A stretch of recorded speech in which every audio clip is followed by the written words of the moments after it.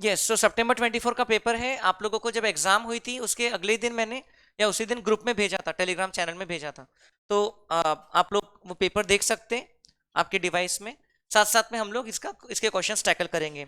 हम लोग ने कुछ क्वेश्चंस ऑलरेडी कर लिए थे जो सिलेबस तब तक के पढ़ा था, है ना। क्वेश्चन नंबर 2A हो चुका है already, and question number 3A पे टिक लगा हुआ है। इतना हो चुका है, राइट। बाकी के क्वेश्चंस इनकम टैक्स से रिलेटेड हम लोग अभी देखने की कोशिश करते हैं। ये है first question, compulsory question 15 marks का। इसमें कभी भी मैं पहले पढ़ता हूं कि लास्ट में क्या लिखा है। इसमें लिखा है compute the total income and tax payable. Accordingly चीजों पे ध्यान रहता है फिर। For the assessment year 24-25, so this is as per the last year obviously, and by Mr. Raman under the default tax regime and optional tax regime as per normal provisions of the act. So normal provisions कौन से regime वाला रहता है? Optional. Which option is advantageous to Mr. Raman? जो भी option में ultimately tax payable lower आएगा वो एडवांटेजेस है। कुछ नहीं, कितने पेजेस का है? 2.5 पेजेस का क्वेश्चन है ना। वो बस फॉन्ट साइज ऐसा है इसलिए बेटा, आप अपने किताब में चिपकाएंगे तो आधे पेज में आ जाएगा। क्या क्वेश्चन है? Mister Raman, a resident individual aged 62 years, is engaged. चलो ये भी एंगेज हो गया 62 ईयर्स की एज में। नहीं नहीं, एंगेज किधर हुआ? In the business of manufacturing and sale of spare parts for motor bikes as a proprietor. Manufacturing दिया है, इसका मतलब ये बच्चे ने यहां तक तो सही सही जगह पर अंडरलाइन किया है। जो भी बच्चे का क्वेश्चन पेपर है, एज पे अंडरलाइन किया है ना, ताकि ऑप्शनल रिजिम में स्लैब रेट 3 लाख लिया जाए। मैन्युफैक्चरिंग पे अंडरलाइन किया है ताकि एडिशनल डेप्रिसिएशन लिया जाए। मोटर बाइक से कोई फर्क नहीं पड़ता। प्रोप्राइटर है मतलब उसका इंडिविजुअल का कैलकुलेशन चल रहा है। He prepares his accounts on mercantile basis, accrual basis. The business is carried out on the ground floor of a two-storied commercial building owned by him. The written down value of which, मतलब कि उसके पास में 2 floor की building है जिसके ground floor पर वो बिजनेस कर रहा है, राइट। मींस फर्स्ट फ्लोर जो है उसका जो नेक्स्ट दूसरा फ्लोर है वो अवेलेबल है, तो नहीं अपनी मर्जी से सेल्फ ऑक्यूपाइड नहीं, उसके बारे में इंफॉर्मेशन कहीं ना कहीं मिल जाएगी हमको। ये लिखा है, he let out the first floor of his commercial building to mister Aman. 2 storeyed मतलब ग्राउंड प्लस 1 ऐसा मानेंगे, ठीक है। ग्राउंड प्लस 1 प्लस 2 ऐसा नहीं। ओके, अलग अलग कंट्रीज में अलग अलग रहता है, लेकिन यहां पर आपको ग्राउंड फ्लोर का डिटेल दिया है, वहां बिजनेस कर रहा है। That part is not assessable under the house, under the PGB, sorry house property head, but the first floor will be assessable under the house property head. Okay, written down value of which is 8 lakhs। अब written down value किस चीज का 8 lakhs है? Ground floor का या पूरी building का? अब आप बताओ, पूरी बिल्डिंग का रिटन डाउन वैल्यू क्यों रहेगा उसकी बुक्स में? जब फर्स्ट फ्लोर इस हेड में कवर्ड ही नहीं है तो फर्स्ट फ्लोर का रिटन डाउन वैल्यू उसके पास कहां से आएगा? तो किसका मानेंगे हम लोग? लिख देंगे हम लोग assumption, this 8 lakh rupees is assumed to be written down value only of the ground floor part. Alternatively, if we assume that it is related to the whole building, then 4 lakh लेंगे उसका half. मेरा assumption क्यों है ground floor का? क्योंकि वो वाला part depreciable block का ही पार्ट नहीं है, राइट। तो वो उसका WDV क्यों निकाला होगा उसने ऊपर फर्स्ट फ्लोर वाला? ओके, और ये वर्डिंग से क्लियर नहीं है। The written down value of which लिखा है, ऑफ विच मतलब I am assuming that refers to the ground floor part. Is that okay? He prepares his accounts on accrual basis. The statement of P&L for the previous year ended on 31st March shows a net profit of 9.25 lakhs before taxation and depreciation after debiting or crediting the following items. ऐसे questions आपको solve में भी मिलेंगे अपने किताब में। मतलब सीधा सीधा P&L नहीं दे दिया है, इन्होंने लिस्ट दे दिया है कि भाई ये आइटम्स डेबिट या क्रेडिट हुए हैं। अब तुम देख लो कि इसमें किसी को रिवर्स करना है, नहीं करना है, क्या करना है, right. So obviously this 9.25 lakh will be our starting point for PGBP calculation. Now this profit given is before tax and depreciation, means ये 8 लाख पे depreciation भी लेना होगा। बिल्डिंग है eight the rate of 10%, commercial building है उस पर eight the rate of 10%। अगर आप ग्राउंड फ्लोर वाला ही पार्ट मान रहे हो तो 8 लाख का 10% लोगे 80,000। अगर आप ये पूरी बिल्डिंग का वैल्यू मान रहे हो 8 लाख तो 4 लाख पे 10% लोगे 40,000। याद आ रहा है क्या कुछ? अब आपको ये इंफॉर्मेशन के पॉइंट्स लिखे हैं। आफ्टर डेबिटिंग और क्रेडिटिंग द फॉलोइंग आइटम्स। पहला, travelling expense includes 2,40,000 being the expenditure incurred on a foreign tour to Taiwan तो for attending a business exhibition and meeting with vendors. बोलिए क्या अलाउड रहेगा ये ट्रैवलिंग एक्सपेंस? बिजनेस पर्पस के लिए travel किया उसने, yes. Out of which 40,000 is incurred in Indian currency and 2 lakh in foreign currency. उससे कोई फर्क पड़ेगा? नहीं, सिर्फ कंफ्यूज कर रहे हैं। Mr. Raman has spent 10 days in Taiwan, out of which 4 days were utilized by him for attending marriage ceremony of a vendor's son. So now, देखो vendor का son है। Now, if you say that it's a part of his business relations, तो फिर वो business activity का part माना जाएगा, right? If he's not his relative. But if you say that it's out of his personal relationship with the vendor, marriage is considered to be a personal event, right? So therefore we will say that this part is not related to the business. So total जो खर्चा हुआ 2,40,000 उसमें का 4/10 disallow कर देंगे। कितना होता है? 96,000। टोटल एक्सपेंडिचर का 4/10 इतना हम लोग एड बैक कर देंगे। हमने 2,40,000 का डेबिट करके रखा है। Understanding? Administrative expenses includes 9,525 towards interest on delay in deposit of GST. It is allowed.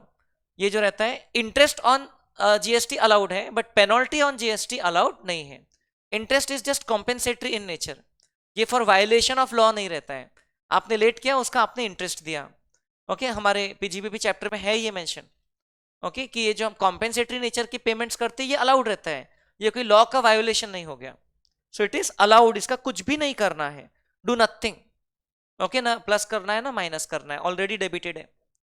General expenses include a sum of 3,88,000 paid to a non resident as fee for technical services without deduction of tax at source. तो अब non resident को पे करते हैं तो tax deduct नहीं किया तो 100% डिसअलाउंस। ये स्टूडेंट ने अच्छी पढ़ाई किया है, इसने यहां पर सेक्शन नंबर भी लिख के रखा है, section 40A1।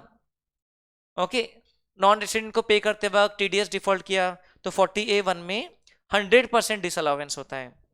Is that okay? So b. Then fire insurance premium of 66,000 for the entire building remained unpaid till 31 मार्च।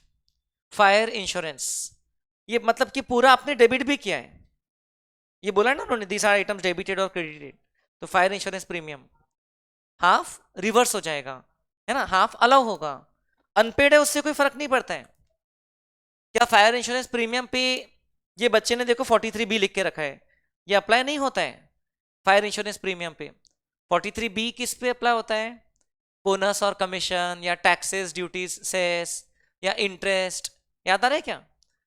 तो ये फायर इंश्योरेंस प्रीमियम पे अप्लाई नहीं होता है, तो कोई प्रॉब्लम नहीं है। नहीं पे किया तो अक्रूवल बेसिस पे ही बुक्स मेंटेन कर रहा है ना, और अक्रूवल बेसिस पे ही अकाउंट्स प्रिपेयर कर रहा है, क्लियरली लिखा है, 2 बार लिखा है। सो देयरफॉर अलाउड है, बट इसका 1/2 पार्ट अलाउड नहीं है which is related to the first floor. ठीक है ना, क्लियरली लिखा है फॉर द एंटायर बिल्डिंग। अब क्या वो हाउस प्रॉपर्टी हेड में अलाउड है 1/2 पार्ट? नहीं, हाउस प्रॉपर्टी हेड में सिर्फ स्टैंडर्ड डिडक्शन मिलता है और इंटरेस्ट मिलता है, और ज्यादा से ज्यादा म्यूनिसिपल टैक्स मिलता है। Correct. Expenditure of 75,000 was paid to a scientific research association approved under section 35. Now, this will be allowed, but only under the old regime. तो allowed है, तो default regime हम इसको add back करेंगे, old regime में कुछ नहीं करेंगे। Out of 75,000, 50,000 was utilized towards the purchase of land by the research association. अभी कंफ्यूज कर रहे हैं, अगर हम खुद कैपिटल एक्सपेंडिचर करते हैं ना तो लैंड पे जो किया वो कंसीडर नहीं होता है, लेकिन हमने किसी एसोसिएशन को डोनेशन दिया वो फुली अलाउ होता है। उसने लैंड खरीदा उससे, तो वो हमको कैसे डिसअलाउ होगा? So this is allowed normally as per the optional regime, but as per the default tax regime it is not allowed. Okay, full 75,000, 50,000 से कुछ नहीं करना है। देन आगे लिखा है, he let out the first floor of his commercial building to Mr. Aman on April 1, 2023 and received rent of 35,000 per month. Okay, so let out property है first floor, 35,000 into 12 will be the actual rent. Municipal value और fair rent दिया नहीं है, so actual rent को ही मान लेंगे हम लोग GAV. Municipal taxes are 20,000 relating to the building were, क्या लिखा है, paid equally by both Raman and mister Aman. Aman उसका टेनेंट है। Very good. ये 20,000 में से 10,000 रमन ने पे किया, तो पहली बात तो रमन ने जो पे किया वो, और ये पूरी बिल्डिंग का है, ठीक है, मींस ये फर्स्ट फ्लोर वाले पोर्शन से संबंधित कितना है, उसका भी आधा, 5,000। सो म्युनिसिपल टैक्सेस जो अलाउ होगा वो रमन ने फर्स्ट फ्लोर के लिए जो पे किया वो अलाउ होगा, राइट। और आगे क्या लिखा है, अच्छा 20,000 में से आपका 10,000 वाला पार्ट किस चीज से संबंधित है, 20,000 में से 10,000 वाला पार्ट ग्राउंड फ्लोर से संबंधित है, तो उन्होंने 10,000 रुपए डेबिट करके रखा है statement of P and L में, समझ रहे। तो इसका डिडक्शन कहां मिल जाएगा, पी एंड एल। बट ये अमाउंट में से 5,000 किसने पे किया है, मिस्टर अमन ने। देखा जाए तो ब्रॉडली कैसा है, नहीं मिस्टर अमन ने उसी का पे किया है, डोंट वरी। मिस्टर अमन ने 20,000 का जो आधा पे किया है, अब देखिए प्रॉब्लम क्या हुआ, उन्होंने लिखा है कि पूरा 20,000 का, 20,000 में से 10,000 रमन ने पे किया और 20,000 में से 10,000 अमन ने पे किया। अब ये 10,000 जो रमन ने पे किया ये दोनों फ्लोर के लिए, और ये भी एक्चुअल में दोनों फ्लोर के लिए हो गया। सो अब ध्यान से समझिए, अगर आप मान रहे हो मिस्टर अमन जो है, ध्यान से अगर मिस्टर अमन ये ग्राउंड फ्लोर के लिए क्यों पे करेगा, तो फिर पूरा फर्स्ट फ्लोर वाला जो पोर्शन है वो किसने पे किया मानेंगे हम लोग, टेनेंट ने, अमन ने। तो फिर हाउस प्रॉपर्टी हेड में कुछ भी डिडक्शन नहीं मिलेगा। और फिर ये 10,000 पूरा जो रमन ने पे किया वो हम मानेंगे that is related to ground floor, that will be available under the PGBP head. समझ में आ रहा है क्या। मतलब कि उसने जो म्यूनिसिपल टैक्सेस डेबिट किया है पीएनएल में, तो उसको रिवर्स नहीं करेंगे। और यहां पर हाउस प्रॉपर्टी कैलकुलेशन के वक्त म्यूनिसिपल टैक्स को यहां पर भी कुछ भी हम लोग कंसिडर नहीं करेंगे। मतलब हम टोटल डिडक्शन कितना ले सकते हैं, हम 15,000 नहीं ले सकते। क्यों नहीं ले सकते, क्योंकि हमारा हाउस बिजनेस से संबंधित कितना पोर्शन है, 10,000, और हमारा हाउस प्रॉपर्टी से संबंधित जो लेट आउट प्रॉपर्टी उससे संबंधित 10,000 है। उसमें से हमने कुछ पे किया है क्या, नहीं, क्योंकि मिस्टर अमन ने पूरा 10,000 पे किया है, right. Why will mister Aman pay related to our business part, तो हम मानेंगे हमारे हाउस प्रॉपर्टी लेट आउट वाले पार्ट से संबंधित पूरा पेमेंट किसने किया है, अमन ने। भले यहां लिखा है कि 20,000 का आधा आधा, बट ये जो आधा आधा है ना, इसमें अमन ने जो आधा पे किया that will be considered towards the let out part. So means entire rent of the first floor, entire municipal tax of the first floor is paid by Mr. Aman. अमन कौन है, हमारा tenant. Is that okay. So उसको हम लोग consider नहीं करेंगे while calculating house property income. And rent received भी credited था, तो रेंट रिसीव्ड को बिजनेस हेड से हटाना पड़ेगा, और म्यूनिसिपल टैक्स को बिजनेस हेड से हटाने की जरूरत नहीं है, नोट लिख देंगे। He sold a piece of land for 44 lakhs on 12th April 23. He had acquired the land for 40 lakhs on 1st Jan 22. तो ये सेल किया, कैपिटल गेन नेचर का आइटम है, एंड लिखा है the gain of 4 lakh is credited to the statement of PNL. तो ये business से हटाना पड़ेगा, बिजनेस से हटाओ और कैपिटल गेन हेड में कंसीडर करो, बट कैपिटल गेन हेड में 4 लाख ऐड नहीं होगा, आपको करना पड़ेगा 44 लैक्स माइनस इंडेक्स या नॉर्मल कॉस्ट, डेट्स पे ध्यान दीजिए, शॉर्ट टर्म है, सो माइनस कॉस्ट, तो 4 लाख ही लॉस रहेगा, शॉर्ट टर्म कैपिटल लॉस। अगर आगे कहीं दिखता है कोई और कैपिटल गेन है तो उसको कंसीडर करेंगे। आपको ये जो कॉस्ट इन्फ्लेशन इंडाइसेस दिए हैं, हाँ बेटा, हाँ सॉरी 4 लाख का गेन है, 44 माइनस 44 लाख का तो गेन ही है, so it will be taxable as STCG. Period जो है ये आपका 2 years से कम है, 24 months से कम है, therefore it will be short term capital gain. Ignore the cost inflation indices, right? Additional information. Mr. Aman purchased raw material. अब additional मतलब कि ये आइटम्स आपके पीएनएल में डेबिट या क्रेडिट नहीं हुए हैं, ओके, इसलिए उन लोग ने ऐसे दिया है ना कि पीएनएल में डेबिट क्रेडिट ये हुए हैं 1 2 3 4 5 6 7। अब ये जो नए लिस्ट स्टार्ट हो रही है पीएनएल में डेबिट क्रेडिट नहीं हुए हैं।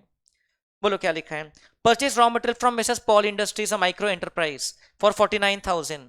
माइक्रो एंटरप्राइज के लागू होता है section 43BH, on 10th March. However, the payment to Mrs. Paul Industries was made on 5th April by check.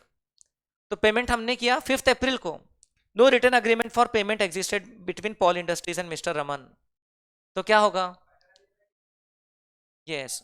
देखो, अगर अग्री नहीं किया तो 15 दिन के अंदर पे करना पड़ेगा, वरना जब पे करेंगे तब डिडक्शन मिलेगा. करेक्ट.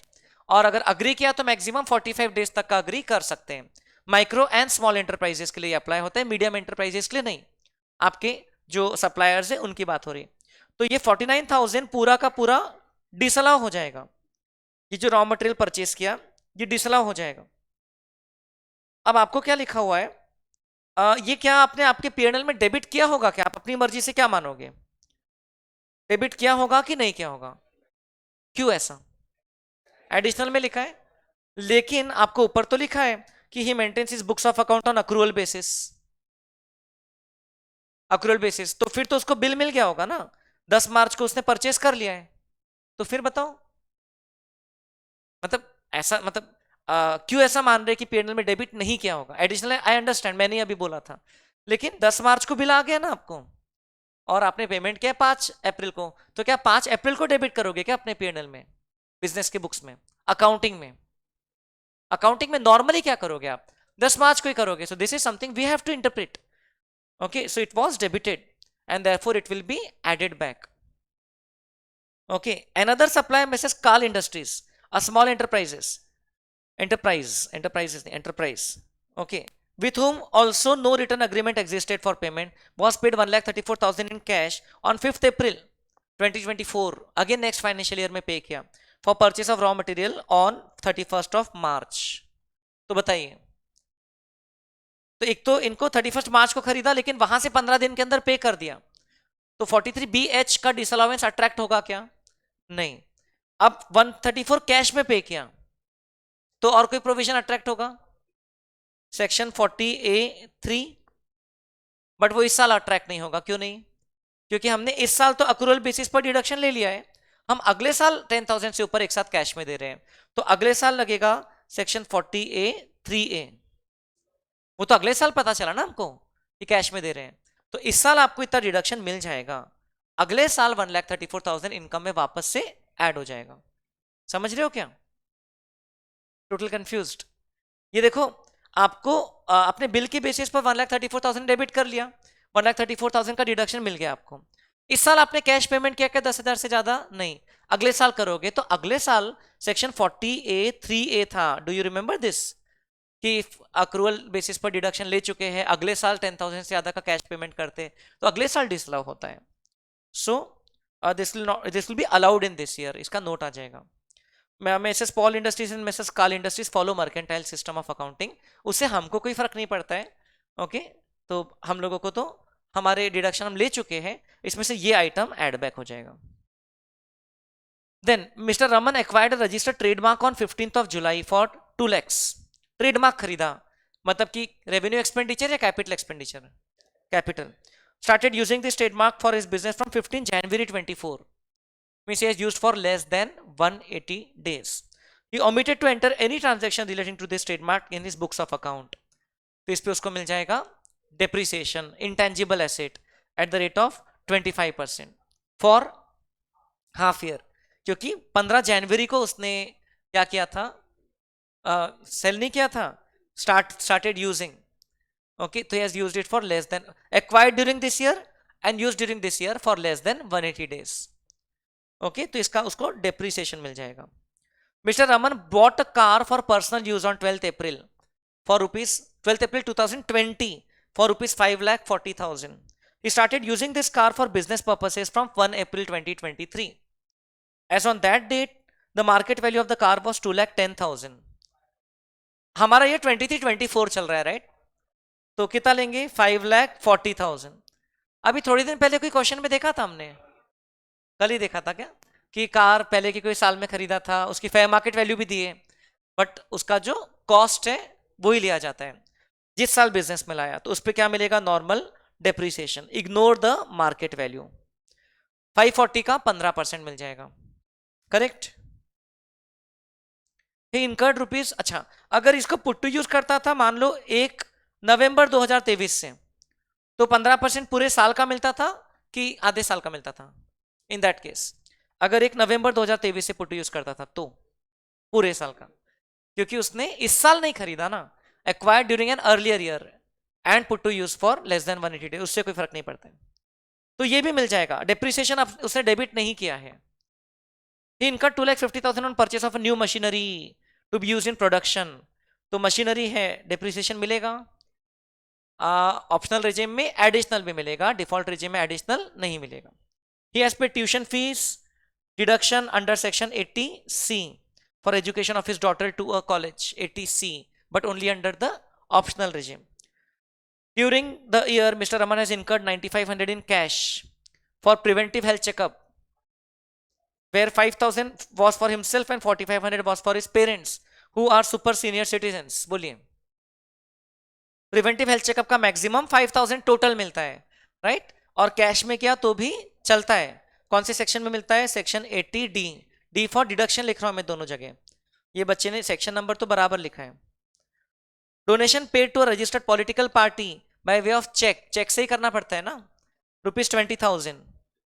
सेक्शन 80GG, इसने GGB लिख के रखा है, 80GGC रहेगा।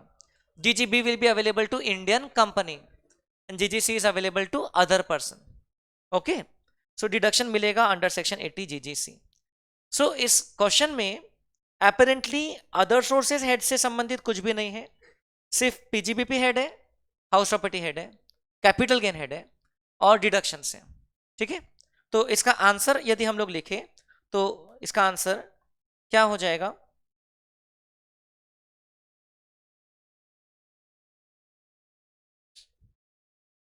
ठीक है, यहीं पर लिख रहा हूं मैं। सो मतलब हम लोगों को जो नोट्स बनाना है, मैं सिर्फ नोट्स वगैरह बना करके दे रहा हूं। अच्छा, दोनों रिजिम है तो थोड़ा कैलकुलेशंस भी कर लेंगे, but we will be a bit fast. मैं बहुत नीट वे में नहीं लिखूंगा, ठीक है, क्योंकि बहुत सारे क्वेश्चन हैं आगे के। सो वी विल ऑब्वियसली हमारा जो मेन स्टेटमेंट है उसमें क्या क्या इनकम्स रहती हैं? PGBP, capital gains and income from house property. Okay, ये 3 इनकम्स रहती हैं। ये तीनों का हम लोग एक एक नोट बना लेंगे। फिर हमको उससे क्या मिल जाता है? Gross total income. उसमें से हम लोग ले लेंगे चैप्टर 6A डिडक्शंस। फिर हमको मिल जाएगा total income. This deductions will not be available under the default tax regime. Okay, ये जो क्वेश्चन चल रहा है सितंबर 24 एग्जाम। सो हाउस प्रॉपर्टी हेड का कैलकुलेशन यदि करने जाएंगे तो क्या हो जाएगा? हाउस प्रॉपर्टी हेड का कैलकुलेशन, सो हम लोग लेंगे एक्चुअल रेंट। एक्चुअल रेंट कितना है बताइए? 35,000। 35,000 इंटू 12, करेक्ट? कितना होता है? 4,20,000। There is no reasonable expected rent, ये दिया नहीं है। देयरफॉर ग्रॉस एनुअल वैल्यू कितनी हो जाती है? 4,20,000। इसमें से माइनस हो जाएगा municipal taxes of that floor paid by the owner. Okay, paid by the owner क्या हमने इंटरप्रेट किया? नहीं है। ओके, बिकॉज ओनर ने जो पे पूरा उस फ्लोर से संबंधित टेनेंट ने पे कर दिया है, तो ओनर के पाती में कुछ नहीं बचा। सो 4,20,000 इसमें से मिल जाएगा आपको सेक्शन 24A का डिडक्शन 30%, 1,26,000 आ रहा है क्या? एंड सेक्शन 24B इंटरेस्ट का डिडक्शन है नहीं ना, कुछ भी नहीं है। सो काफी सिंपल सा नोट बना, राइट? हाउस प्रॉपर्टी का 420 माइनस 126 कितना हो गया? 2,94,000। This will be the income from house property. Same calculation as per both regimes, no problem. समझा क्या बेटा? ओके, इसका आधा क्यों नहीं किया? एक ही फ्लोर था तो, क्योंकि ये एक ही फ्लोर का रेंट है, ये रेंट कोई पूरी बिल्डिंग का नहीं है ना। एक फ्लोर तो हम खुद ही यूज कर रहे हैं, तो टेनेंट रेंट तो उसी के फ्लोर का देगा ना। सो मतलब छोटी छोटी चीजों पे ध्यान देना है। 2,94,000 house property income, then PGBP इनकम। So obviously this is not how we write the answers, right? हम लोग तो प्रॉपर लिखेंगे एग्जाम में, और अभी हम लोग थोड़ा सा फास्ट कर रहे हैं, बस आंसर का पार्ट डिस्कस कर रहे हैं। Then if you talk about PGBP, so क्या क्या हो जाएगा? We will start with net profit as per his PNL but this is net profit before tax and depreciation. Correct? As given to us in the question. ये किधर दिया है? जो H लिखा था उसको मैंने क्रॉस कर दिया. ओके, हमको नेट प्रॉफिट दिया है ₹9,25,000. अब इसमें मैं कोई पर्टिकुलर सीक्वेंस में नहीं, सिंपली प्लस माइनस करते जा रहा हूं. कुछ इनकम्स है जो क्रेडिटेड है, इस हेड के नहीं होना चाहिए, उसको माइनस कर देंगे. कुछ डेबिट्स है जो अलाउड नहीं है इस हेड में, उसको ऐड बैक कर देंगे, और अलग से डेप्रिसिएशन कैलकुलेट करके माइनस कर देंगे. सो सबसे ऊपर में अपने को ये बिल्डिंग का वैल्यू लिखा है WDV, जो छूट सकता है थियोरी के साथ साथ में, इजंट इट? तो वो लेना है याद से, उस पर डेप्रिसिएशन. तो क्या बोलते हैं, पहले डेप्रिसिएशन ले ले क्या? पहले डेप्रिसिएशन ले लेते हैं सारे एलिजिबल एसेट्स पे. Okay, depreciation on building. Depreciation on building. We are assuming that the 8 lakh is the written down value of the ground floor portion. 8 lakh पे 10%. कितना हो जाएगा depreciation? 80,000 for the full year. Okay.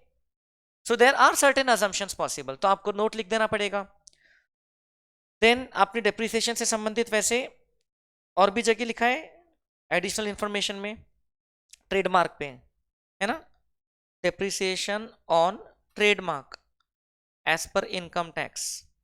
This will be 2 lakh into 25%, but only for half year. कितना हो जाता है ये? 25,000. आ रहे क्या? Then depreciation on car. Depreciation on car, ये इसको बिजनेस में लाया, उसकी एक्चुअल कॉस्ट 5,40,000 पे. 5,40,000 पे 15% कार पे कितना होता है? 81,000. कार पे एडिशनल डेप्रिसिएशन वैसे भी नहीं मिलता है, और उसने खरीदा भी नहीं है सब. ट्रेडमार्क पे भी इंटेंजिबल एसेट है तो एडिशनल डेप्रिसिएशन नहीं मिलता है. Then we talk about new machinery. तो 4 आइटम्स है फिक्स्ड एसेट्स के जिस पे डेप्रिसिएशन मिल रहा है, because he is engaged in manufacturing business. तो मशीनरी पे पहले तो नॉर्मल डेप्रिसिएशन मिलेगा. चलो पहले हम डिफॉल्ट रिजिम से कर रहे हैं यहाँ पर, तो नॉर्मल डेप्रिसिएशन ही मिलेगा. 2,50,000 into 15% for the full year. May 15 है, राइट और रॉन्ग? बोलो बेटा. 37,500. इतना इतना डेप्रिसिएशन. जब हम ऑप्शनल रिजिम से चेंजेस करेंगे तब एडिशनल ले लेंगे, याद है? ओके, ध्यान रखना. देन डेप्रिसिएशन हो गया. फिर हमको यहां पर दिए हैं ये सब एक्सपेंसेस. तो इसमें से कुछ एक्सपेंसेस डिसअलाउड हैं, जैसे कि ट्रैवलिंग एक्सपेंस 2,40,000 का 4/10 पार्ट 96,000, इतना एड बैक हो जाएगा being of personal nature. Then GST का इंटरेस्ट अलाउड है तो उसका नोट आ जाएगा, it's not to be reversed. General expenses जो नॉन रेसिडेंट को पे किया, okay, technical fee paid to non resident without TDS, तो इसमें 100% डिसअलाउंस हो जाएगा under section 40A1, section 40A1, right. 100% disallowance 3,88,000 ये एड बैक हो जाएगा. फायर इंश्योरेंस प्रीमियम पूरी बिल्डिंग का डेबिटेड है उसके P&L में, तो उसमें से जो फर्स्ट फ्लोर से संबंधित पार्ट है वो बिजनेस में से एड बैक हो जाएगा, बिजनेस के डिडक्शंस में से. समझ रहे हो क्या? Then expenditure paid to scientific research association, assuming लिखा ही अप्रूव्ड है, तो फिर वो डिफॉल्ट रिजिम में एड बैक हो जाएगा. डिफॉल्ट रिजिम चल रहा है हमारा. सो सेक्शन 35 का जो डोनेशन है, ओके, सेक्शन 35 का जो डोनेशन है वो पूरा एड बैक हो जाएगा. ₹75,000, नॉट 50,000 के पार्ट का कुछ यूज नहीं है. समझ रहे हो क्या क्या चेंजेस हो रहे हैं? These are the expenses not allowed as a deduction. Then इधर हमने बी लिख के रखा है रेंट रिसीव्ड को. म्यूनिसिपल टैक्सेस जो डेबिटेड है वो रिवर्स नहीं होगा, क्योंकि वो तो PGBP हेड से संबंधित है. वो पेड नहीं भी है तो मिलता है PGBP हेड में, वैसे तो पेड है. और ये जो रेंट रिसीव्ड है, अब ये इनकम है जो कि क्रेडिटेड है, तो ये रेंट हट जाएगा हमारे P&L में से 4,20,000. Income which should not be a part of this. और क्या है, शॉर्ट टर्म कैपिटल गेन है ना, कैपिटल गेन वाला जो आइटम है ये 4 लाख भी क्रेडिटेड है आपके इसमें, तो ये 4 लाख भी माइनस हो जाएगा। सही है। फिर और क्या है, डिसअलाउंस,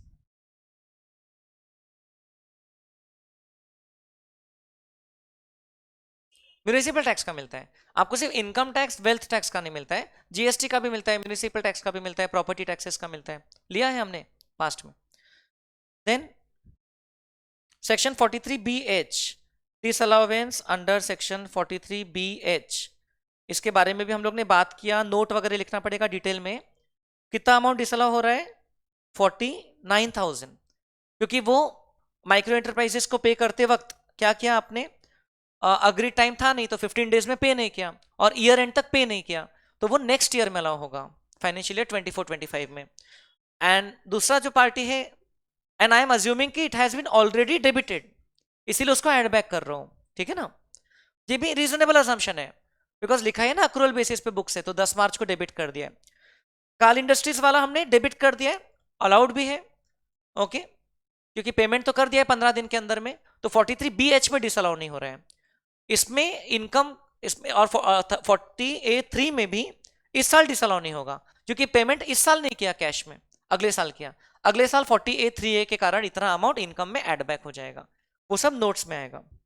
सो मेरे ख्याल से बी जहां जहां लिखा था वो चीजें हमने कंसिडर कर लिया, जिससे हमको मिल जाती है business income under the default tax regime. बताइए, कैलकुलेट किया क्या आपने, कितना है, 5,22,500 business income under the default tax regime. Okay, so देखिए मैं थोड़ा सा फास्ट ही कर रहा हूं, आप लोग शायद पूरा कॉपी भी नहीं कर पा रहे होंगे जैसे हम रेगुलर क्वेश्चंस करते हैं, वरना ये एक क्वेश्चन को ही 40-45 मिनट्स लग जाता है। 5,22,500 apart from 2,94,000। Then capital gain, short term capital gain है, ओके, उसका नोट नहीं बना रहा हूं, अंडरस्टूड है। Sold for 44 lakhs and cost of acquisition just 2 years back, less than 2 years back 40 lakhs, piece of land, right, 4 lakhs। इससे हमको मिल जाता है ग्रॉस टोटल इनकम, बोलो कितना हो जाता है, 12,16,500। डिडक्शन कुछ नहीं मिलता है, सिर्फ 80 JJAA, 80 CCD2, 80 CCH2, तो ये टोटल इनकम आ जाती है 12,16,500। अब पिछले साल के स्लैब रेट्स अलग थे, इस साल के स्लैब रेट्स अलग हैं, आप जो ईयर के लिए पढ़ाई कर रहे हो, सो डोंट वरी, कैलकुलेशन इस पे टैक्स का तो कर ही सकते हो ना आराम से, ओके। एंड देन लास्ट में आपको कमेंट करना है कि विच रिजिम इज बेटर, तो जिसमें टैक्स कम आएगा, right. So now if you go as per the optional tax regime, ये तो डिफॉल्ट टैक्स रिजिम के हिसाब से हो गया। अगर हम लोग ऑप्शनल टैक्स रिजिम के हिसाब से जाएंगे तो क्या क्या चेंजेस हो जाएंगे, तो we will start with 12,16,500, correct. उसमें एक तो हम लोग ले लेंगे एडिशनल डेप्रिसिएशन, उसमें हम लोग ले लेंगे additional depreciation under section 32(1)(2)A। Additional depreciation is available on machinery 2,50,000 into 20%, सही है कि नहीं, 2,50,000 इंटू 20%, बीइंग अ मैन्युफैक्चरर ₹50,000। एक दूसरा, उसको जो ये साइंटिफिक रिसर्च एसोसिएशन वाला डिडक्शन यहां पर हमने रिवर्स किया था वो मिलेगा under the optional regime, section 35 पूरा 75,000, सेक्शन 35 वाला डिडक्शन मिलेगा। हाउस प्रॉपर्टी के कैलकुलेशन में कोई चेंज नहीं है, कैपिटल गेन के कैलकुलेशन में कोई चेंज नहीं है, समझ रहे हो। और उसके अलावा उसको क्या क्या मिल जाएगा, section 80C, 80D and 80GGC, donation to political party, right.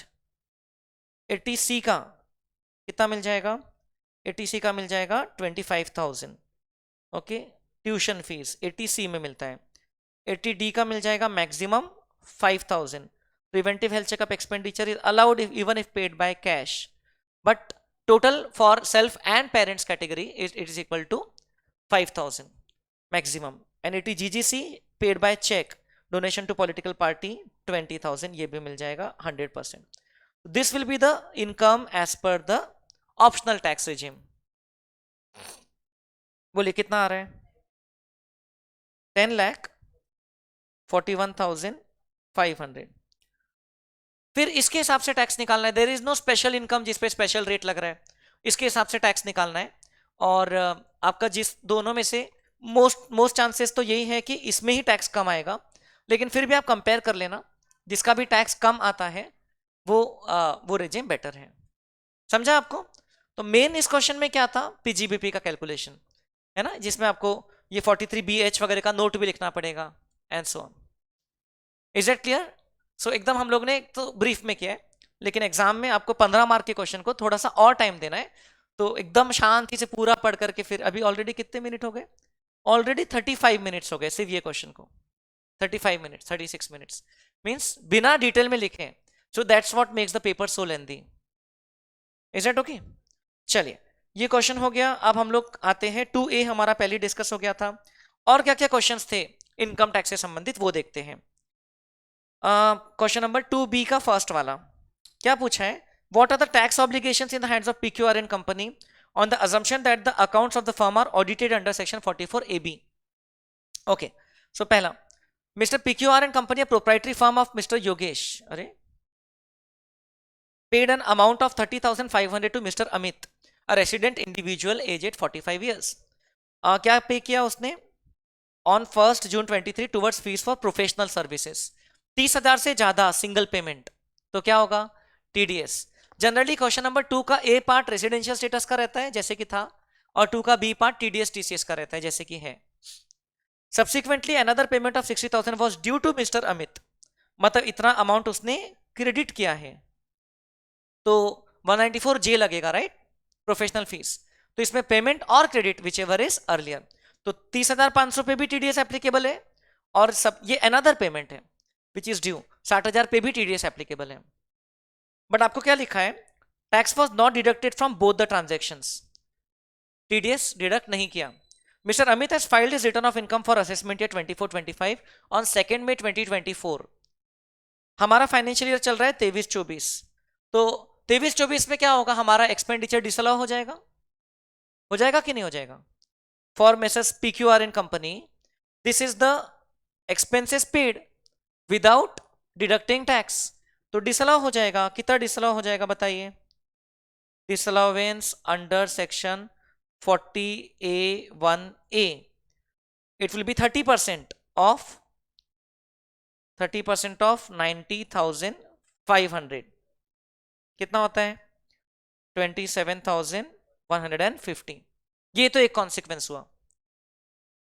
लेकिन फिर अगले साल मिस्टर अमित ने अपना रिटर्न फाइल कर दिया असेसमेंट ईयर 24-25 का, taking into account the professional fees from PQR and company and paid the taxes due on the income declared in the return of income. So deemed compliance हो गया. तो अब उस दिन deemed compliance हो गया, तो अब अगले साल उसको वो डिडक्शन मिल भी जाएगा जितना डिसअलाउ हुआ था. करेक्ट? अब ये तो हो गया PGBP हेड से संबंधित बात. और क्या होगा? Then does Messrs PQRN company have to deduct tax again? और कंप्लायंस हो गया है, कंप्लायंस हो गया है, बट इसको पे करना पड़ेगा इंटरेस्ट. हाँ, तो अब इधर 1.5% तो नहीं लगेगा क्योंकि डिडक्ट तो किया नहीं था, तो इंटरेस्ट लगेगा 1%. Interest will be applicable on both of this. देखिए 30,500 का 10% TDS डिडक्ट होना चाहिए था 3050. उस पे इंटरेस्ट लगेगा at the rate of 1%. For how many months? तो from June to May. Okay, June to May 11 months होता है ना, 1 June to May, for 11 months इतना इंटरेस्ट पे करना पड़ेगा मिस्टर PQRN कंपनी को. और 60,000 पे भी टैक्स डिडक्ट नहीं किया, into 10% into 1% for how many months? देखिए 30 जनवरी था, जनवरी भी कंसिडर किया जाएगा. Okay, so Jan, Feb, March, April, मई, फॉर 5 मंथ्स इतना इंटरेस्ट लग जाएगा.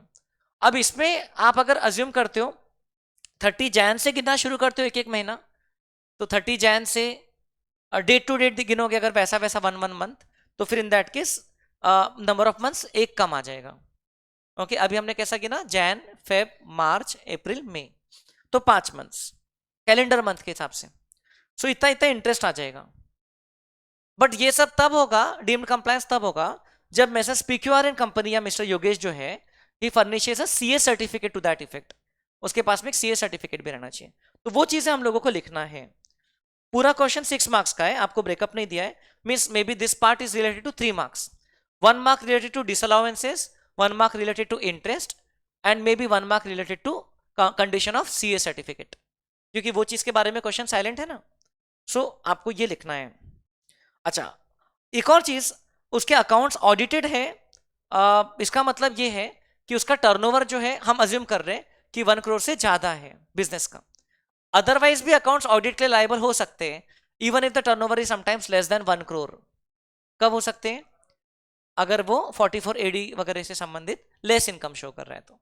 बट वैसा नहीं मान रहे, हम अज्यूम कर रहे हैं कि turnover of last year was more than 1 crore, तो TDS was applicable and therefore and not deducted, therefore default हुआ। Is that clear? Then next question, Mrs. Fastest is an Indian company, Fastest Limited, Indian car manufacturer. During financial year 23-24 it sold cars for 150 lakhs to Mrs. Race LLP. Okay, ये miss नहीं है, messrs है, हाँ miss नहीं है। A distributor of cars where the sale price of each car was 7.5 lakhs, means 10 lakh से कम है, तो 1F नहीं लगेगा, राइट। तो ये वाले कार, ये टाइप की कार का मेंशन 1F में नहीं है, तो ये कहां कवर हो सकती है? पहला प्रायोरिटी देंगे 194Q को। 194Q को प्रायोरिटी देंगे जब बायर का टर्नओवर मोर देन 10 करोड़ है क्या? नहीं है। रेस एलएलपी का टर्नओवर पिछले साल का 8 करोड़ था, तो 194Q भी नहीं लगेगा, राइट। तो 206C 1F नहीं लग रहा है, 194Q नहीं लग रहा है। फिर क्या बचा? 206C 1H। सेलर का टर्नओवर 10 करोड़ से ज्यादा था क्या? यस। सो 150 लाख का सेल है, तो 206C 1H में टैक्स कलेक्ट करेगा फास्टेस्ट लिमिटेड रेस एलएलपी से। कौन से अमाउंट पे?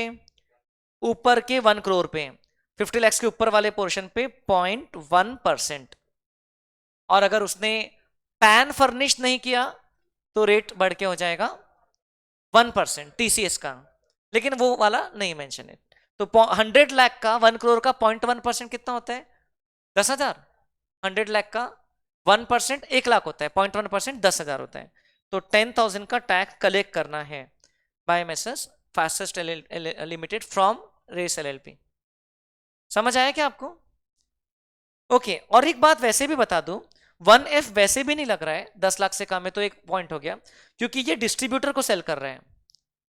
अगर ये 10 लाख से ज्यादा का भी होता था तो 1F नहीं लगता था, वो सिर्फ रिटेल सेल में लगता है। कुछ याद आ रहा है क्या? ओके, तो ये टीडीएस टीसीएस से संबंधित ये 6 मार्क का पूछा उन्होंने, और फिर कुछ एमसीक्यूज में होगा तो वो देखेंगे अलग से। फिर क्वेश्चन नंबर 3A हमने पहले ही कर लिया था, सैलरी हेड से संबंधित था। क्वेश्चन नंबर 3B, ओके, ये 3B बचा है, 4A 4B, ओके, बस इतना ही है, उसके बाद जीएसटी स्टार्ट हो रहा है, तो ये हमारा हो जाएगा होपफुली। 4 ही मार्क का क्वेश्चन है। क्या पूछा है? Compute the capital gain for assessment year 24-25 if mister Raj exercises the option of shifting out, मतलब ओल्ड रिजिम के हिसाब से। ओके, कॉस्ट इन्फ्लेशन इंडेक्स भी दिया है। सो अभी ये ना आपको डेट्स कौन सी दी है? दिसंबर 2023 वगैरह दिया है, मतलब उस साल तो इंडेक्सेशन लागू था ना एज इट इज, तो हम लोग ये कैलकुलेशन इंडेक्सेशन के हिसाब से करेंगे if applicable. Mister Raj resident individual aged 69 years, senior citizen, कोई फर्क नहीं पड़ता है, sold urban agricultural land for 75 lakhs to mister Vipul for on December 15, 2023 when the stamp duty valuation was 95 lakhs 50C। तो ये 75 lakhs का एक्चुअल कंसिडरेशन है, stamp duty value 95 lakhs है, बट ये एग्रीकल्चरल लैंड है, अर्बन है, तो कैपिटल एसेट है, it is a capital asset. However the agreement to sell the agricultural land was entered on 15th of July 2023। Agreement to sell पहले हुई थी, and mister Vipul gave 4 lakh as advance through IMPS। तो हम लोग agreement to sell के date का stamp duty ले सकते हैं क्या? ले सकते हैं। Stamp duty value on the time of agreement was 85 lakhs। तो हम लोग 85 lakhs को कंपेयर करेंगे किससे? 75 lakhs से। Is this 85 lakhs more than 10 110% of 75 lakhs? Yes. So हम लोग कंसिडरेशन क्या लेंगे? हम लोग कंसिडरेशन लेंगे 85 lakhs and we will ignore 95 lakhs। Mister Raj paid 1% of consideration as commission to a broker, तो ये हो जाएगा एक्सपेंसेस ऑन ट्रांसफर। 85 लाख का 1% लेंगे क्या? 75 लाख का। छोटी छोटी बातों का ध्यान दिया जाए। 75,000 समझ रहे? तो ये हो जाएगा 84,25,000, right? Then the land was purchased by him on 15th May 2002 for 10,85,000 and it was being used for agricultural purposes by him since its purchase। मतलब एग्रीकल्चरल पर्पस के लिए बहुत समय से यूज कर रहा था। तो इसका मतलब ये नहीं कि एग्जेम्प्ट हो जाएगा, गेन तो टैक्सेबल रहेगा। आगे लिखा he purchase another agricultural land on 1 Jan 2024, तो अप्लाई होगा सेक्शन 54B। एक सेक्शन है 54B, एग्रीकल्चरल लैंड बेचकर एग्रीकल्चरल लैंड खरीदा। तो पहले तो गेन निकालना पड़ेगा, आपको करना पड़ेगा minus index cost of acquisition. आप कैलकुलेट कीजिए, आप index cost of acquisition 10,85,000 into 348 upon 105 इस साल का 35,96 राउंड फिगर आ रहा है। तो इसमें से माइनस कर दो तो लॉन्ग टर्म कैपिटल गेन बचा, कितना बचा? 48,29,000 लॉन्ग टर्म कैपिटल गेन 48,29,000। समझ रहे हैं क्या आप लोगों को? देन उसने लेकिन और एक लैंड खरीद लिया, ओके, फॉर 40 lakhs। अगर मिनिमम 2 साल से ज्यादा उसने पहली लैंड को यूज किया फॉर एग्रीकल्चरल पर्पसेस, फिर और एक एग्रीकल्चरल लैंड खरीद लेता है 2 साल के अंदर, तो उसको 54B में एग्जेम्पशन मिलता है। एग्जेम्पशन कितना मिलता है? LTCG और investment which ever is lower. कितने में खरीदा? 40 lakhs में, तो इसमें से 40 lakhs का उसको सेक्शन 54B के हिसाब से एग्जेम्पशन मिल जाएगा। तो कितना टैक्सेबल रहेगा? 8,29,000। आपको टैक्स नहीं पूछा है तो टैक्स मत निकालते बैठना। डिफॉल्ट टैक्स रिजीम है तो कोई फर्क नहीं पड़ रहा है यहां पर। तो this is his taxable long term capital gain. Okay, आगे बोला है उसने ये लैंड को 40 lakhs में खरीदा एंड इसको सेल कर दिया 12 मार्च 2024 को ही, 2-3 महीने बाद ही, फॉर 45 lakhs। लेकिन ये रूरल एरिया के एग्रीकल्चरल लैंड है, तो रूरल एरिया के एग्रीकल्चरल लैंड को अगर सेल किया तो क्या होता है? तो कैपिटल एसेट ही नहीं है, तो उसका कैलकुलेशन ही नहीं होगा। तो यहां पर क्या बोला गया कि जो गेन आपको पहले एग्जेम्प्ट हुआ था वो अगले एसेट के कॉस्ट ऑफ एक्विजिशन में एडजस्ट होगा, बट अगला एसेट रूरल एग्रीकल्चरल लैंड है, ये लूपहोल था, याद है हमने डिस्कस किया था। So there will be no effect, no calculation for this, and invested the entire sale proceeds in a fixed deposit with nationalised bank on the same day. Again capital gain पे कोई implication नहीं आएगा।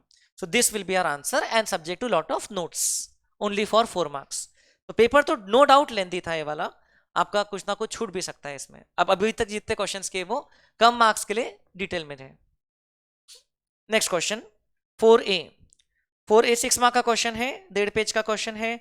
Compute the total income of mister Suraj, Mrs Megha and mister Dev for the assessment year 24-25, assuming Suraj has paid tax under the default tax regime 115 BSc, whereas Mrs. Megha and Mr. Dev have opted out of the default tax regime. Briefly explain the reasons for the treatment of each item। ठीक है, तो पहले वाले का default tax regime है, अगले दोनों का ऑप्शनल रिजीम है। Mister Suraj 39 years, his wife Megha 35 years and minor son Dev, mister Dev जो है वो माइनर सन है, master Dev. Provide the following details. तो देखो ये डिफॉल्ट टैक्स रिजीम है और ये ओल्ड रिजीम है, ये भी, ये बच्चा ओल्ड नहीं है लेकिन उसकी रिजीम कौन सी है? Old regime. ओके, तो mister Suraj salary received as a partner from a partnership firm, क्या होगा? He is a working partner and the salary is as per the limits under 40B, तो पीजीबीपी हेड में add हो जाएगा। It is allowed as a deduction to the firm, so it will be taxable for the partner. Income और loss from house property, brought forward loss from house ए, ये default regime में, default regime में loss हो सकता है क्या? हो सकता है, लेट आउट प्रॉपर्टी का ब्रॉट फॉरवर्ड है लेट आउट का, तो ये लॉस सिर्फ किसके साथ सेट ऑफ हो सकता है? हाउस प्रॉपर्टी के साथ, और कहीं हाउस प्रॉपर्टी की इनकम दी नहीं है तो ये कैरी फॉरवर्ड होगा। करंट ईयर लॉस भी लिख कर, अगला भी लॉस ही है तो ये भी कैरी फॉरवर्ड हो जाएगा, सिंपल। ठीक है। Interest received on enhanced compensation 2 lakhs minus 50%। अभी ये क्वेश्चन क्या था, तो 1 lakh rupees will be taxable as income from other sources. It relates to the transfer of a piece of land in the financial year 18-19. Out of the above, 35,000 relates to the previous year and balance sheet the preceding. कोई फर्क नहीं पड़ता है, आपको कब मिल रहा है उस साल टैक्सेबल है। तो अभी तक की इसकी इनकम कितनी हो गई बेटा, 6,15,000 प्लस 1 लाख। आपको टैक्स पूछा है क्या, नहीं, आपको सिर्फ इनकम पूछा है। Gift from grandfather's younger sister by cheque, इसलिए मैंने आपको इतनी प्रैक्टिस करवाया था। आपके पेरेंट्स के सिबलिंग्स आपके रिलेटिव्स हैं, बट आपके ग्रैंड पेरेंट्स के सिबलिंग आपके रिलेटिव नहीं है, so therefore this will be taxable as income from other sources as per section 56(2)(10). Okay, कोई प्रॉब्लम ही नहीं यहां तक के। Dividend on listed equity shares of domestic company gross income from other sources. तो this question is mainly about other sources, but we can say mixed question क्योंकि इसमें बाकी भी चीजें हैं। यहां तक समझ रहे हैं। On 1 December 23, Mr. Suraj received rupees 75 lakhs as maturity proceeds from his life insurance policy. Okay, 75 lakh रुपए मिला, which was taken on 1 May 2012. He paid 6 lakh as annual premium and the sum assured was 65 lakhs. 5 lakh से ज्यादा है, very good, but the policy is taken on और before 1/4/23। 5 lakh से ज्यादा का problem कब लगता है, जब 1/4/23 या उसके बाद लेते तो। ये उसी के लिए दिया है कंफ्यूज करने के लिए, उस साल ये अमेंडमेंट आया था ना नया नया। तो this amount will be exempt under section 10(10)(d), exempt under section 10(10)(d), क्योंकि आपका जो प्रीमियम है वो आपके सम अश्योर्ड के 10% से कम है, सो देयरफॉर एग्जेम्पशन पूरा मिल जाएगा, no need to include anything in your income. Are you understanding. तो अब यहां तक इतना, मिस्टर सूरज का तो इतना ही हुआ है, सो उसकी इनकम कितनी हो गई, 615 plus 1 lakh plus total 170, 615 plus 275, 8,90,000 mister Suraj की टोटल इनकम अभी तक के। माइनर चाइल्ड की इनकम क्लब होगी कि नहीं होगी वो देखते हैं हम लोग। नहीं, डिफॉल्ट टैक्स रेजिम में current year loss from house property can not be set off against any other head, it can be set of only under the optional tax regime, इसलिए मैंने बोल दिया वो कैरी फॉरवर्ड होगा। Default regime में वो सिर्फ अपने हेड के अगेंस्ट में हो सकता है। Then Mrs Megha, current year loss from business 8,10,000. She carried on the business with funds which Mr. Suraj gifted to her. So this will be clubbed in the hands of Suraj. Okay, clubbed in the hands of Mr. Suraj. तो ये mister सूरज का loss माना जाएगा 8,10,000। तो ये उसके business income में से या इवन अदर सोर्सेज में से एडजस्ट हो जाएगा, तो इसमें से सीधा एडजस्ट हो जाएगा 8,10,000। बाकी भी इनकम, ऐसी कोई स्पेशल इनकम नहीं जहां एडजस्ट नहीं हो सकता है, समझ रहे हो क्या। 8,10,000 है ना, तो ये इधर आके एडजस्ट हो गया, तो अभी इनकम कितनी बची, 80,000। तो वो इनकम एक्चुअल में वो लॉस मिसेस मेगा के हाथ में इंक्लूडेबल है ही नहीं। Then Mrs Megha purchase house property from her stridhan, याद है स्त्रीधन, ओके, जो उसी का पैसा माना जाता है, इसका पोर्शन क्लब नहीं होगा, and gifted the same to her minor son Mr. Dev on 1st April 23 out of love and affection, means gifted without consideration. Okay, the fair market value on the date of transfer was 51 lakhs. तो मुझे ये बताइए कि clubbing provision attract होगी कि deemed owner वाला, clubbing या deemed owner. पहली बात तो हस्बैंड तो आउट ऑफ क्वेश्चन हो गया, राइट, स्त्रीधन है तो उसका कुछ नहीं, अभी उसी का पैसा है मिसेस मेगा का, उसने अपने पैसे से घर खरीदा है और फिर उसने गिफ्ट किया है, तो she will be the deemed owner of the property as per section 27 under income from house property. So fair market value से कोई फर्क नहीं पड़ता है, it was gifted for free. Okay, और दूसरी बात, it was gifted to her son, तो सन के हाथ में टैक्स नहीं लगेगा क्योंकि it was gift receive from his mother. समझ रहे हो क्या? Section 56(2)(10) will not be applicable in the hands of the son. अब लिखा है mister rent receive by mister Dev from house property was, दो बार लिख दिया है ना, रिसीव अच्छा, house property receive from Mrs Megha, rent receive from house property receive from Mrs Megha, तो सही है। 35,000 पर मंथ इंटू 12, 4,20,000। ये किसके हाथ में इंक्लूड होगा? मिसेज मेघा के हाथ में। Okay, 4,20,000 minus 30% standard deduction, 1,26,000। Same calculation था पहले क्वेश्चन में भी, 2,94,000। This will be taxable for Mrs. Megha. Okay, income from house property of Mrs. Megha will be 2,94,000. And वो सन की कितनी इनकम होगी? कुछ भी नहीं। सन की ऐसी कोई इनकम ही नहीं है जो किसी के हाथ में क्लब हो रही है। अंडरस्टैंडिंग? आप यहां पर क्लबिंग का लॉजिक मत लगाना 64(1)(a) वाला। सन की कोई इनकम ही नहीं है क्योंकि ये इनकम हाउस प्रॉपर्टी की इनकम मिसेज मेघा के हाथ में क्लब हो रही है। Is this clear? अच्छा क्वेश्चन है, पूरी तरीके से ठोक बजा के चेक कर रहे कि आपको समझ रहा है कि नहीं समझ रहे। Okay, provisions, good question. Yes,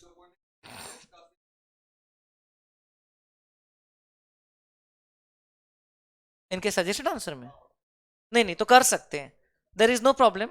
business के लॉस को आप कोई भी उस करंट ईयर में दूसरे कोई भी हेड से सेट ऑफ कर सकते हो, ठीक है ना, कोई प्रॉब्लम नहीं है। आपके पास यहाँ पर दूसरे हेड्स की इनकम है ना, उससे संबंधित आपको कोई प्रोविजन मिलेगा तो आप बताइएगा मुझे, ठीक है, अगर सजेस्टेड आंसर आप देख ही रहे हो तो, ठीक है। It can be set off against other incomes, no problem.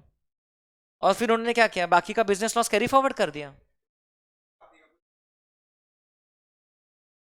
हाँ हाँ, तो बाकी का किया होगा, देखो नीचे, उसमें तो 615 ही करेंगे ना बेटा, बाकी का लॉस दूसरे इनकम में से करेंगे। आ गया क्या सजेस्टेड, आ गया क्या? बढ़िया, फिर क्यों कंफ्यूज कर रहे हो? चलिए नेक्स्ट क्वेश्चन 4B। क्या पूछा है? वेजिटेबल लिमिटेड कंपनी का नाम है, वेजिटेबल लिमिटेड किस चीज का काम कर सकती है? Filed its return of income for assessment year 23-24 on 15 December 23, means already late return file किया। On 2nd Jan 24, the accountant of Vegetable Limited realized that he had forgotten to claim a genuine business expenditure amounting to 15 lakhs. He wants to file revised return to claim such expenditure as the assessment is not yet completed. Is it valid or not valid? No, not valid because 31st December 2023 के बाद में assessment year 23-24 का return अब वो revise नहीं कर सकता है।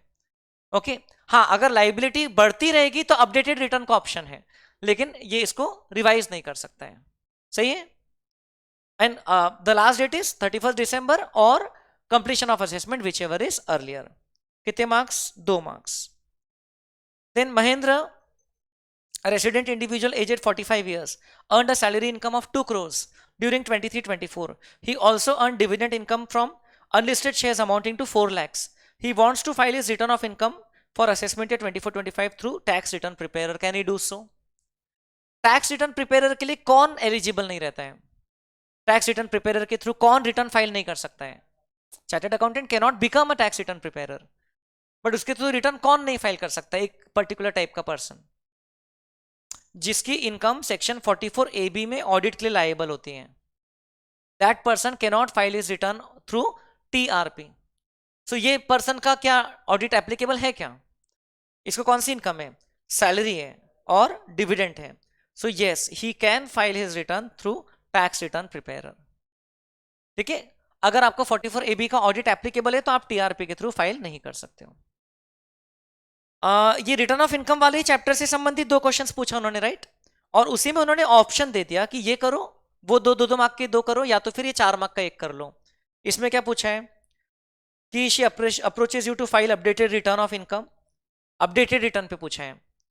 On 16th May you are required to prepare a suggestion to be given to her in this respect. Your suggestion should include the financial aspect also, like payment of tax, मतलब additional tax वगैरह रहता है ना उसमें, briefly outlining the relevant provisions.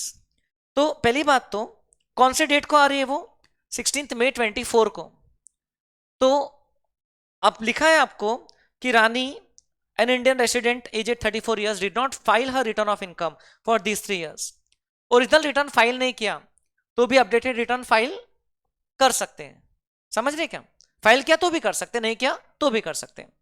अब लेकिन उसका कुछ टाइम लिमिट है, 2 साल from the end of the assessment year. Right? Assessment year के खत्म होने के बाद 2 साल का टाइम रहता है. कहां से आपका असेसमेंट ईयर कहां पर खत्म हो रहा है? 21, 22.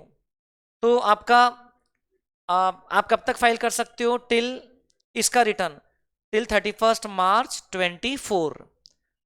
बट ये डेट कौन सी है? 16 मई 24. सो असेसमेंट 21, 24 का updated return cannot be filed because date has expired. उसकी डेट निकल चुकी है. भले ही उसका टैक्स पेबल ज्यादा है तो भी वो फाइल नहीं कर सकती है. अब जो भी असेसमेंट प्रोसीडिंग्स में होगा वो होगा. समझ रहे क्या? इसका लास्ट डेट क्या है असेसमेंट ईयर 22-23 वाले रिटर्न का?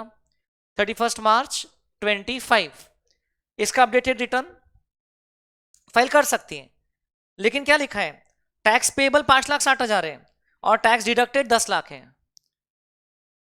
हाँ, तो updated return will actually result into refund. Updated return will be result into refund. Now can you file updated return which results into refund? No. Original return में file कर देना चाहिए था. So therefore no updated return. देखो आप suggested answer खोल के बैठे हो तो ये लिखा है क्या पहले 2 सालों के लिए?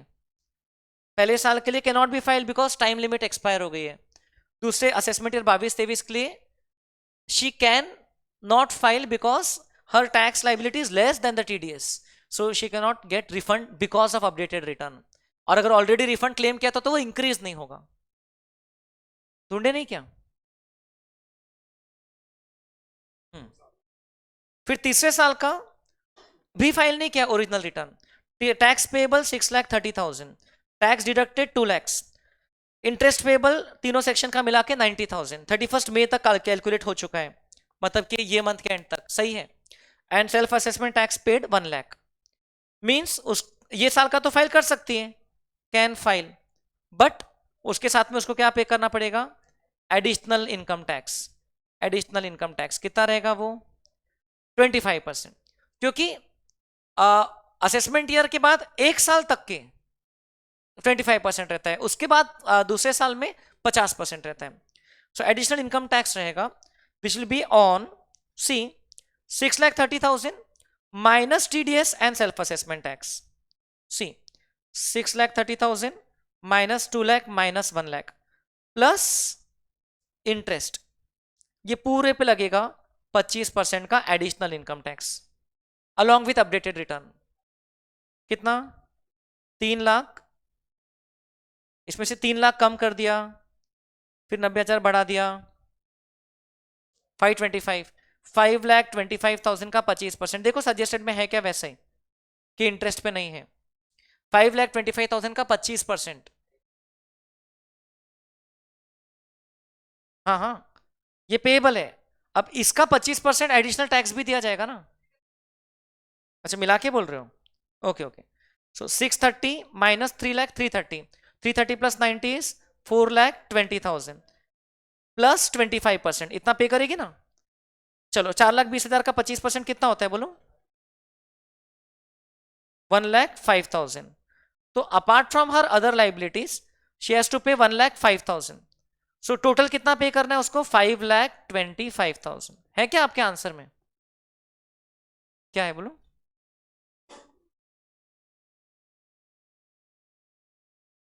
$7,20,000 का 630 प्लस 90 और ये एडजस्ट नहीं किया है टीडीएस और सेल्फ असेसमेंट टैक्स. ऑल्टरनेट वाला सही है. नहीं, क्योंकि प्रोविजंस हम लोग ने पढ़ा है ना उसके, तो उसमें वो सब एडजस्ट किया जाता है. ये है ना आंसर ऑल्टरनेट में 5,25,000 टोटल. हाँ, तो आंसर मैच हो गया अपना. Okay okay. So this is how we have to go ahead. Now बताइए, एमसीक्यूज कर ले फटाफट. एमसीक्यूज थोड़े से ही बचे, 5 मिनट 5-7 मिनट लगेगा.